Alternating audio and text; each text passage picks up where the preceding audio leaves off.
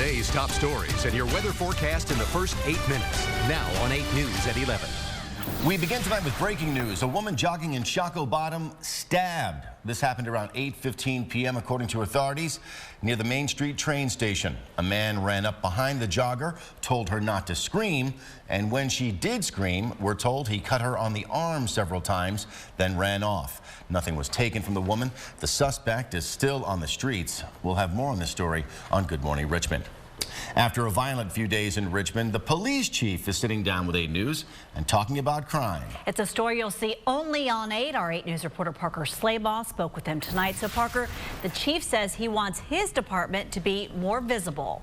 Juan, Christina, yes, and especially in communities that have been affected by brutal crime. He hopes to do this with a brand new initiative.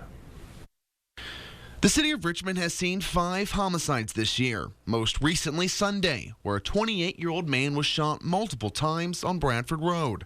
Richmond Police Chief Alfred Durham was on that scene, just as he has been for most every homicide this year. We need the community's help in this one. Today, 39 days into Durham's tenure and on the heels of a violent weekend in the River City, he sat down with us. And I think this is just was an anomaly of a weekend. I hope I don't experience any other like this during the course of my career, but we know these things happen. Durham says after Sunday's homicide, he has instituted a new policy, one that will keep officers in a community stricken by violence even after the scene is clear. We come in as a police department, you know, we put up our tape, we do our investigation, but then we leave. We take the tape down and then we leave. I call it the 48-hour plan. 48 hours we're going to be out there securing that community days after the event has taken place. Today we visited the scene of that murder where the new plan was on full display. A mobile command center parked out front with lights in full glow and an officer walking the streets, something neighbors appreciate. I think any time that you have an officer or the police department stepping up in your area is a big help. Chief Durham says the hope is once all the police tape is gone and the scene settles, residents and witnesses may feel more comfortable sharing tips. If you engage folks, then it's not out the ordinary for any citizen to come up to you and say hello or to give you information. And that's the culture I'm trying to change here. Another concern for Chief Durham is guns getting into the hands of juveniles. He says it's becoming a big problem here. That's why he's working to reach teens and help parents to realize they can use the police department as a resource to talk to their kids. Parker Slaybaugh, 8 News. Thank you, Parker. After sitting down with us, Chief Durham went to the second Peeps and Police Forum at Martin Luther King Jr. Middle School. He talked about diversity in the police department and use of force training. Then took some questions from residents. Henrico and Richmond Police partnering tonight to battle crime near their shared borders. Tonight they held a joint walkthrough in 2 neighborhoods. An 8 News camera was there as officers went door to door talking with residents about their concerns, crime trends in the neighborhood, and handing out crime prevention information. The focus was on the Montrose and Fulton neighborhoods on Carlisle Avenue. Our goal here today and every day in the community is to build those relationships between our community and us as the police department. Without us, you know, we can't solve crimes, and without them we can't solve crimes. So we really need their help every day that we're out here. They back us up every day, and we really appreciate it. Officers said tonight was a big success and plan more walkthroughs in the future. Turning now to the Storm Tracker forecast. It was warm this evening. A few pop-up showers out there. A little bit on the windshield as you're driving around dinner. Definitely felt like spring. And the fire weather warning, it is now over, but it is still breezy. We did have a few fires. Those high winds really didn't help things. Pictures here from a brush fire in Richmond on Hilltop Drive. This scene taken care of, but there were acres and acres burning out in Botetourt County this evening. That fire still trying to be brought under control, Katie. Absolutely, and the conditions are improving. In fact, you can see the latest winds on our map here. Things have definitely improved in the wind department, and we did see a few showers. Unfortunately, not enough to help the dry situation, but you can see our current winds, miles per hour, out of the north at 7 miles per hour in Charlottesville. Definitely a turnaround and improvement there. Petersburg still a bit gusty out of the northeast, currently at 18 miles per hour, 12 in the city of Richmond. But here's a look at that live radar. This is the extent of what we have. Some very light showers. As Juan mentioned, just a few flicks of the windshield wipers around dinner time for many of us, maybe a bit steadier for some. Now this composite radar image does make it look like it was quite a bit more than it was. Most of it wrapping up pretty quickly and looking at clear skies for the rest of our overnight hours. Currently 60 though. Temperature-wise, in the city of Richmond, 62 in Petersburg, mid-50s toward Louisa and Charlottesville. We're looking at low 40s for our overnight lows, and sunny but cooler tomorrow, a high of 63. Thank you, Katie. Just in tonight, an update on Haley Lane, the local teen who had a heart attack last week. Haley's family reports she's just out of surgery, and the left side of her heart is functioning at full capacity. Though the right side is still lagging, doctors are hopeful she'll make a full recovery. The family also tells 8 News she opened her eyes and smiled at her mom today. You can follow Haley's story and supporters with the hashtag HaleyStrong. Today, a woman who drove off from a routine traffic stop led Fairfax police and state troopers on a wild chase here at high speed. Jennifer Donlan picks up the story in Northern Virginia. Highways in Fairfax County turned dangerous at 7:41 this morning when police say 36-year-old Lakeisha Tracy refused to stop for police and led officers on a high-speed chase. Such a rare scene here, we asked what's the policy for Fairfax County Police in chases. Our officers are authorized to pursue upon reasonable suspicion of any criminal or traffic charge. In this case, Fairfax County Police said its officer was allowed to begin the pursuit because he allegedly witnessed Tracy commit a traffic violation. They haven't said exactly what that was yet. The officer always has the option of terminating the pursuit. A spokesperson explained the pursuing officer can judge if the chase is a threat to the public. They can stop the chase. However, police said that can put other drivers in danger as well. There's also the potential danger of not continuing the pursuit. In this particular case, we had the bad guy vehicle approaching oncoming traffic during the height of rush hour. 3 Fairfax County officers, along with Virginia State troopers, stayed with Tracy from Falls Church all the way to Springfield.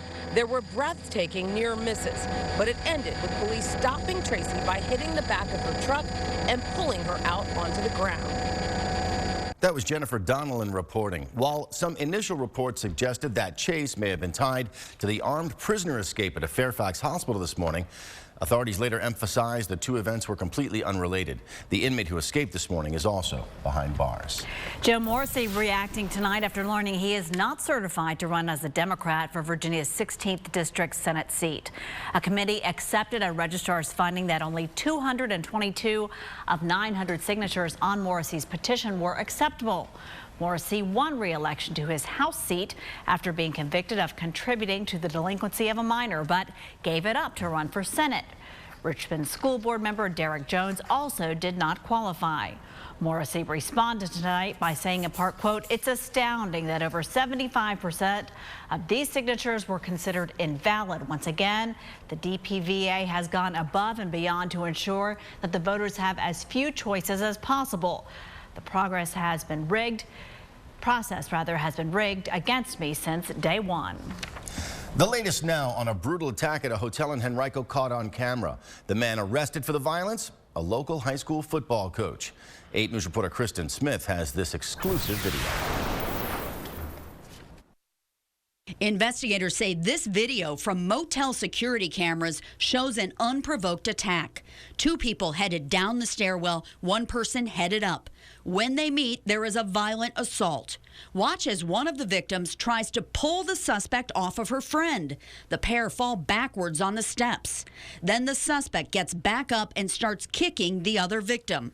Henrico police say that suspect is 36-year-old Kedrick Moody, Meadowbrook High School's new football coach. They were at the hotel, and they both stepped outside, and Mr. Moody was waiting for him and began to assault the male victim.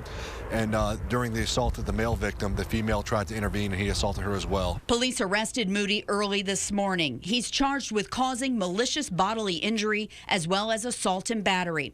According to court documents, one of Moody's victims suffered a concussion, broken bones in his face, and lost 3 teeth. That man had surgery today. The other victim, a woman, is going to be okay. One of the victims involved in Mr. Moody had a previous relationship, and we think that could be the catalyst for the event occurring. Notes on court records confirm the female victim is the mother of Moody's children. That was Kristen Smith. Moody's behind bars tonight on a $75,000 bond. Meanwhile, Chesterfield Schools released a statement which reads in part, earlier this year, Mr. Moody was announced as the Meadowbrook High School football coach for the 2015 fall season and has been serving in a volunteer capacity. Mr. Moody has not been employed by the school division in any capacity. Mr. Moody will not be participating in any school division activities pending the disposition of the charges. Coming up, you tell your kids not to do this, but cuteness leaps to new levels. It's what's trending. Plus, a daring rescue at sea caught on camera. The folks aboard this ship were supposed to be playing pirate, not jumping for their lives. Katie? Now, the threat for elevated fire danger is behind us. Winds lightening up a bit as we head through the evening hours and even a few light showers earlier this evening. But all of that turning around. Sunshine back in the forecast tomorrow. Temperatures in the week ahead coming up. All right, thanks. You're watching 8 News at 11, covering the news where you live. Stay with us. Juan and I and Katie are back after the break. But first, here's Jimmy. You're watching 8 News at 11 on WRIC. Welcome back. New tonight, the Coast Guard rescues a pair of Germans whose sailboat failed about 90 miles off the coast of Chincoteague. Their mast fell off. They were running low on fuel on Monday, so they set off in a life raft. That sailboat's been abandoned. The sailors are going back to Germany by plane. Another rescue at sea caught on camera. A 9-man crew trapped in rough waters off Massachusetts had to jump ship when their engine died and sails failed. ABC's Lindsay Davis walks us through the video. A gasp-inducing, daring, perhaps death-defying leap caught on camera. Watch again. Both boats rocking in choppy seas, winds blowing as much as 35 miles per hour, creating waves as high as 10 feet. And yet this man nails the landing. Was jumping his only hope? Just literally moments, seconds before the boats were no more than 2 to 3 feet apart, and they just separated, and he was already midair, and you can see he's quite the jumper. The Coast Guard's rescue mission of this replica pirate ship in peril en route to the Caribbean, 57 miles off the coast of Gloucester, Massachusetts. All right, Gloucester! We're coming home! The same unforgiving waters depicted in the movie The Perfect Storm. Adventures aboard this Canadian ship are intended for tourists playing pirate games. Adventures that were never supposed to end like this. Whenever the next Summer Olympics are, sign that guy up, triple jump. Lindsay Davis, ABC News, New York. Oh, wow, remarkable video. All right, some more remarkable video. Take a look at this. The female peregrine falcon laid her 4th egg. This was Friday afternoon. So now the big question is, when will the eggs hatch? Usually it takes about 38 days between the laying of the first egg and the first hatch. So if this continues, we can expect to see the first falcon chick April 27th. We will keep you posted. Time now for an update on that forecast. Let's go to Katie. Thanks, Christina. Now you can see the live view from the Virginia War Memorial. The flags atop the memorial still pretty briskly blowing in the wind. Not quite as strong as we saw today. The factoring in the winds of the gusty winds, dry conditions, and low relative humidities, the combination of things had the elevated fire danger for us today. That has passed as winds have died down. 60 degrees currently, not much of a wind chill despite the winds. With 60 degrees, we're not feeling too much of the cooler temperatures, but still north-northeast wind blowing at 12 miles per hour. So it is a little bit strong for the evening hours, but they have shifted out of the north. This afternoon, southwesterly winds were bringing in the warm temperatures. Actually, believe it or not, we did officially hit 79 degrees, soared this afternoon. Actually hit the temperature later this evening. But things are going to be calming down. You can still see anywhere from 5 to 10, 12 miles per hour or so winds over the night and into tomorrow. But here's the big picture here. We did have even a few light showers. Not a whole lot to speak of in terms of amounts, just a few sprinkles passing through. Not much left, but you could see to the north and west, things clearing pretty quickly. Mainly clear skies. Overnight lows going to drop down to around 42 degrees. This is the extent of the showers that we do still have in the area. You can see Franklin, again, a little bit of a light shower there. Otherwise, a little farther east toward Suffolk, and then closer to Virginia Beach, maybe encountering a few light showers, but really just a few sprinkles left out there. Temperature-wise, 60 in Richmond, Petersburg, 62 degrees, upper mid mid-50s rather. If you get toward Louisa, Charlottesville, 56 degrees, 61 in Farmville, 62 in South Hill. So now that we have the clearing skies, we're going to be dropping rather quickly. Tomorrow's forecast, not a bad one, featuring plenty of sunshine from start to finish. It will be cool to start again, low 40s. By noon, we'll be in the mid-50s, 56, but much cooler than what we saw today. In fact, more than 10 degrees cooler. Tomorrow's high right around 63 or so. The extended forecast, though, looking quite nice.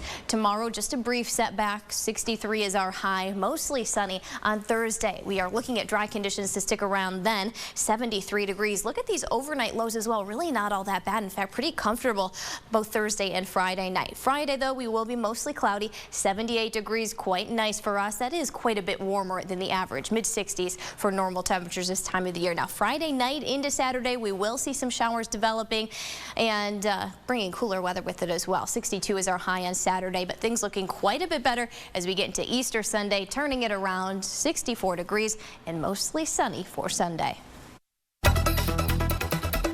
All right, was that a little chick in a basket there? It's time for What's Trending. Up first, this video, it's a must-see. Not a chick, but take a look. Anybody who bans jumping on the bed might want to take another look at this. This is Winter the Lamb. He has a real knack for jumping. Once he discovered that hopping around on the bed was so much funner than doing the same thing on solid ground, there was no going back. Some rules just meant to be broken, especially if you're a lamb. I hope you leave some wool on the blanket, if you know what I'm saying.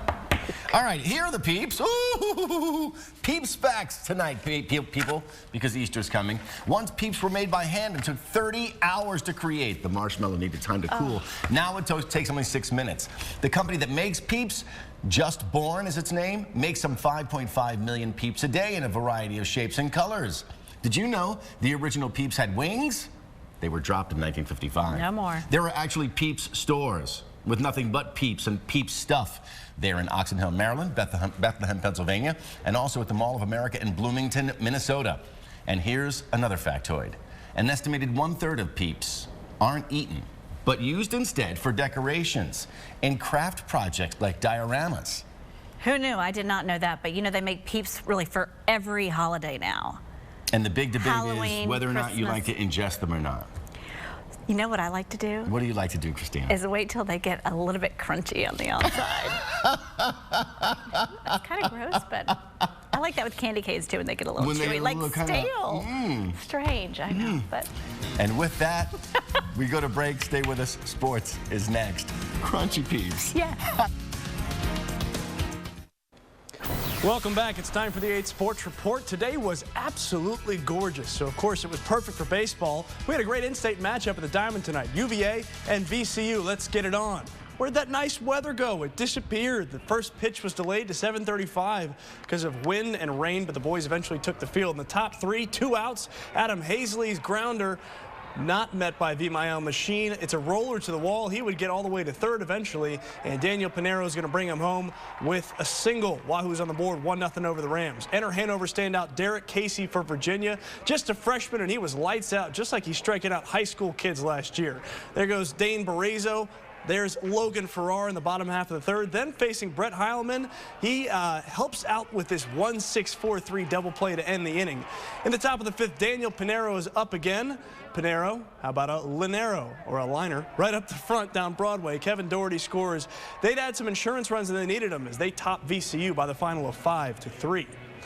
Both VCU and UVA's basketball teams are done for the year, and in fact, ODU is the only team still playing, and they continued their run in the NIT tonight at Madison Square Garden. Plenty of Monarchs fans in the house up at MSG. A nightmare start for the Monarchs, though. The Cardinals scored the first 10 points of the ball game. Okay, let's make it 12. Okay, make it stop. Make it 15 after Chase and Randall's and 1. And Stanford's up 15-0. Jeff Jones needs a hug. But eventually ODU would get the ship righted. It's 25-6 at that point. Then it's 25-14.